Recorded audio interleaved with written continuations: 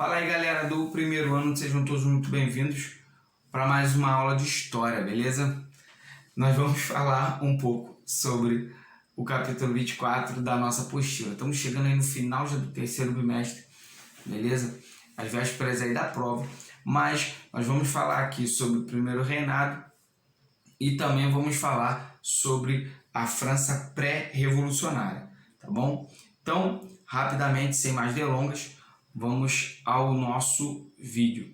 É importante nós falarmos aqui sobre esse primeiro reinado, que a gente já está vendo aí o processo de independência do Brasil, né?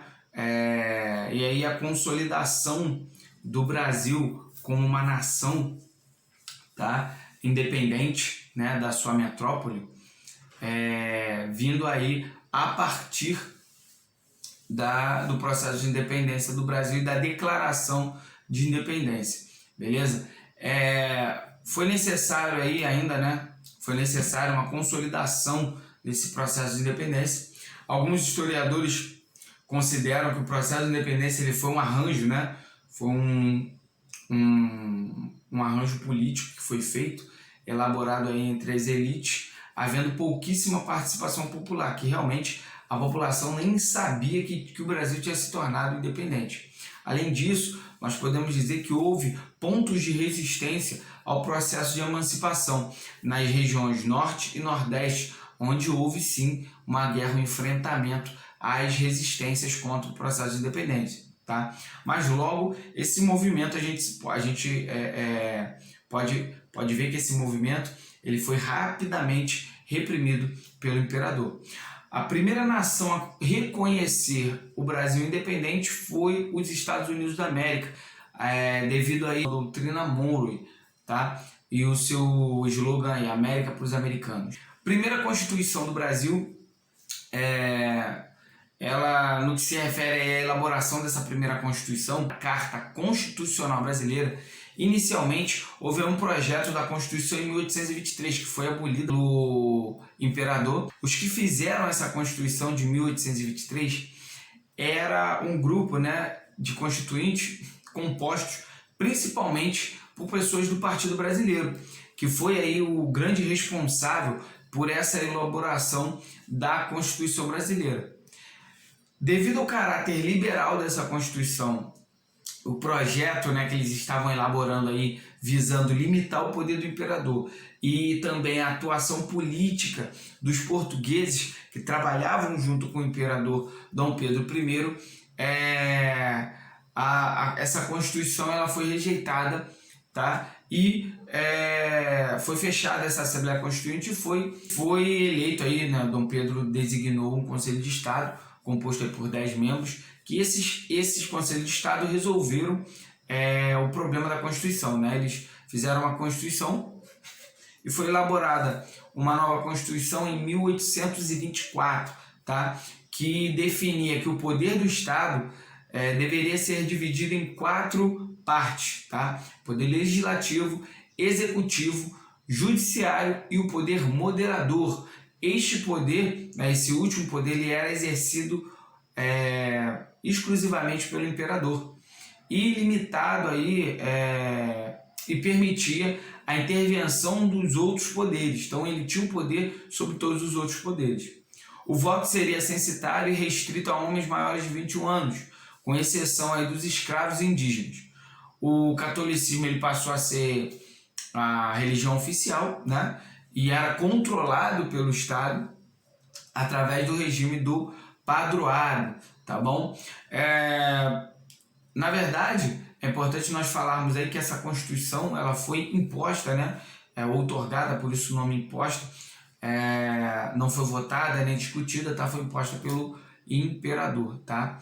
Diversos conflitos aconteceram no período do primeiro reinado, tá? Porque ele foi marcado aí por vários conflitos, né? Bem como também a Confederação do Equador, que foi marcada aí por contestações ao autoritarismo de Dom Pedro e também atrelada às insatisfações em relação à queda das exportações do açúcar e a situação de miséria da população, que fizeram com que surgisse aí um movimento de caráter totalmente republicano e federalista em Pernambuco, beleza?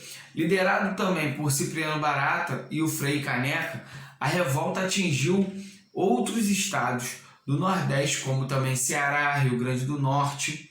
No entanto, a adesão dos populares, da população, né, a falta de adesão aí do movimento, que foi reprimido também pelo governo imperial. Outros importantes conflitos do primeiro reinado foi a Guerra da Cisplatina, a província da Cisplatina, né, que foi incorporada no território brasileiro a partir de 1816, né, por Dom João VI, que resolveu anexar essa área fazendo um contraponto ao mesmo fato que fez ele sair da Espanha, de Portugal, tá? No entanto, aí os habitantes dessa região que foram anexados ao Brasil não se sentiam identificados com a cultura brasileira. Eles decidiram-se por um movimento emancipatório apoiado pela Argentina, que tinha total interesse em anexar essa região para ela. Dom Pedro ele declarou guerra à Argentina, que ajudava a Cisplatina, e por sua vez até a Inglaterra entrou no conflito também, né? Porque a Inglaterra também estava interessada em vender seus produtos naquela região, tá? Então, com a vitória, né? Depois desse conflito, né? Com a vitória da Cisplatina e a imagem do Brasil, ela ficava ainda mais desfavorável e crescia a insatisfação dos populares contra o imperador Dom Pedro I, tá? Devido aí também a inúmeras guerras as inúmeras mortes que aconteceram naquela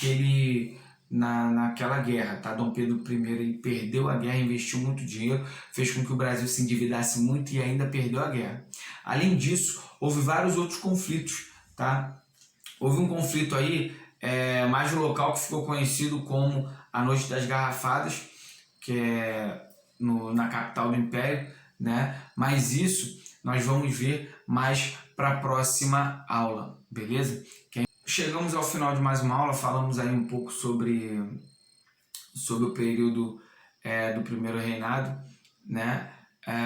Sobre as grandes movimentações que aconteceram. Eu fiz aqui um resumo bem rápido, falei aqui bem rápido sobre isso, e nós vamos partir lá para História 2, beleza? Vamos lá. Chegando para falar aqui sobre o período pré-revolucionário, vamos iniciar a História 2, falando aí sobre o período pré-revolucionário francês, que teve início em 1789 com a queda da Bastilha.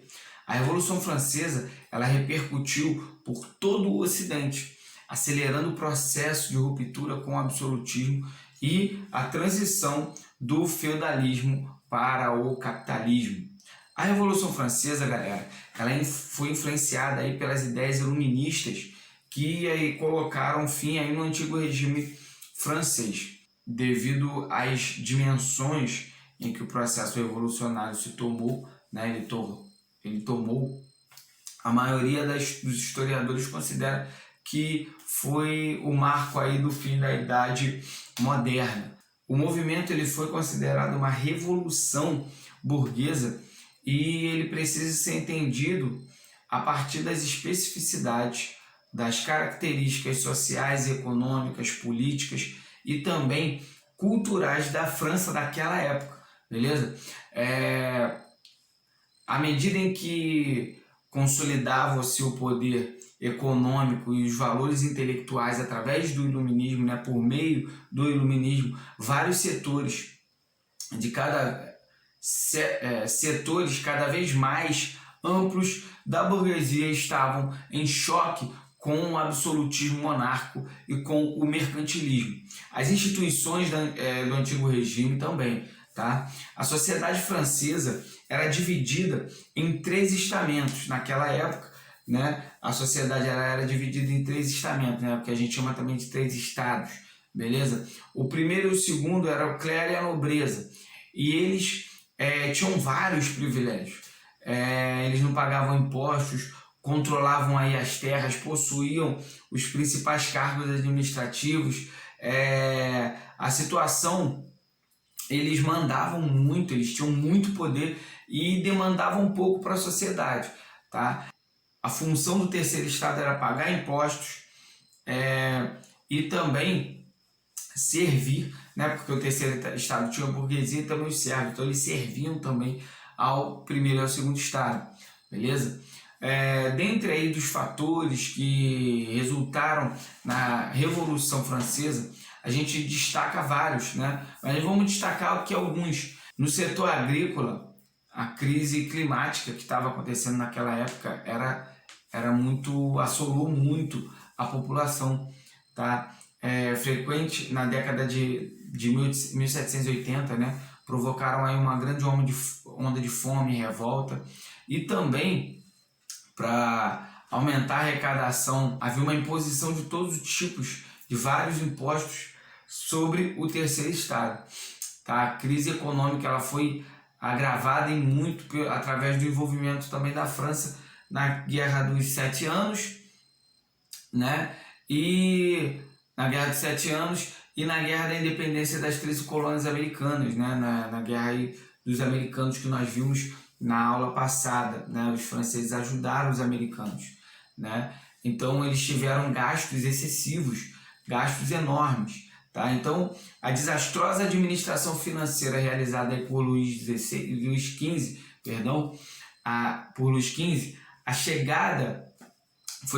chegou ao ápice aí com Luís XVI no trono em 1774. Diante da crise, aí, o ministro de Finanças ele convocou a reunião dos Estados Gerais e ele propôs aos representantes, né, das 3 ordens, onde ele sugeriu aí a cobrança geral de impostos, que na verdade significava estender, né, os tributos ao primeiro e ao segundo estado. Luís XVI ele atendeu a primeira recomendação, convocando aí os Estados Gerais para discutirem essa grande crise que estava acontecendo nas questões financeiras do Estado. O primeiro e o segundo Estado eles sempre votavam de forma unânime contra o terceiro Estado, cientes aí da sua posição desfavorável, né, contra as decisões e as votações do primeiro e do segundo Estados, né? Passou aí a contestar a organização da Assembleia, exigindo aí uma votação feita por cabeça, uma votação por pessoa, tá? Após um mês de várias discussões, né, o terceiro estado ele se separou e se declarou legítimo representante da nação, pressionando aí o rei a elaborar e aprovar uma Constituição. Diante das pressões, o rei aceitou proclamar a Assembleia Nacional Constituinte. Ele preparou um contra-ataque para recuperar o controle da situação. A situação, né, infelizmente, ela se radicalizou na sociedade francesa. Em 14 de julho de 1779, o povo, né, parisiense, revoltados, eles tomaram a prisão da Bastilha, liderada aí por presos políticos, né, que na verdade eram os presos políticos que ficavam ali naquela prisão. O acontecimento ele foi acompanhado de vários montinhos dos camponeses por toda a França e marcou o início da Revolução Francesa. A partir de então, o temor propagou-se por todo o país, período onde ficou conhecido como Grande Medo, tá? Na primeira fase, né, que nós chamamos aí de Assembleia Constituinte, que vai de 1789 a 1791, a Assembleia, né, ela acabou com todos os privilégios que existiam dos nobres e também elaborou uma declaração do homem e do cidadão. Uma declaração que foi, na verdade, um grande marco histórico, pois ela estabeleceu as ideias de igualdade perante a lei para garantia de liberdade de propriedade privada, liberdade de pensamento e liberdade religiosa, tá? No entanto, no ano seguinte, né, na verdade em 1790, a Assembleia Assembleia Constituinte ela fez uma Constituição Civil do Clero, né, que confiscou as propriedades da igreja e determinou que os membros da igreja eles fossem funcionários do Estado, tá? Se submetessem às vontades e se submetessem à autoridade do Estado. Nessa conjuntura aí, né, ocorreram diversas migrações de nobres e clérigos, principalmente para a Áustria e a Prússia, além de crescerem as forças contra-revolucionárias no exterior. Mas esse papo, né, a continuação desse conteúdo vai ficar para a próxima aula, onde nós vamos falar realmente sobre todo o processo revolucionário. Por enquanto, nós vamos falar aí vamos ficar sobre a queda da Bastilha, né, onde na verdade a ideia era combater o antigo regime, combater o sistema absolutista, mas por outro lado eles foram até a Bastilha para poder libertar os prisioneiros, né, os prisioneiros políticos que existiam ali. Além disso, né, desses prisioneiros políticos, lá também era onde eles guardavam lá as munições e também a pólvora, né, que era utilizada nas armas daquela época. E aí invadiram a Bastilha e eles foram e soltaram os presos e tacaram fogo na Bastilha. Foi o que marcou aí o início do processo da Revolução Francesa. Beleza? Galera, então quero dizer a vocês que a aula chegou até o fim, mas façam os exercícios que foram mandados para casa e também os conceituais do capítulo, beleza? Galera, ó, fiquem com Deus primeiro ano e até a próxima aula. Valeu!